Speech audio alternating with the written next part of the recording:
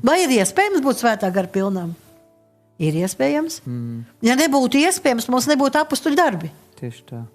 Apustuļu darbi, tie ir svētā gara darbi caur apustuļiem, caur Dievam veltītiem cilvēkiem, kuri sevi ir veltījuši Dievam, kuri ir piepildīti ar svēto garu, kristīti svētajā garā, kuri ir rūpējušies par to, lai viņi nebrauktu ar tukšu bāku.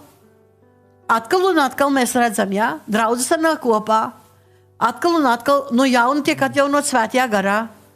Ar drošu sirdi runā Dievu vārdu, iziet cauri vajāšanām, iet kā mocekļi, un par viņiem rakstīs svēta gara pilni. Tieši tā. Pēters saka, kas mums ir, to mēs dodam. Ko viņš varēja dot? To svētā gara pilnumu, kas bija viņā. Šo gara dāvanu darbību, kas bija viņā.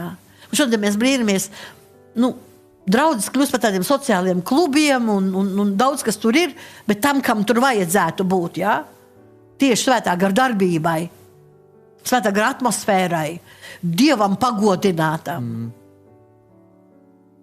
Maz no tā, daudz no cilvēciskā. Tāpēc, ka nesakojam līdz tam, kā ir rakstīts, topiet gara pilni.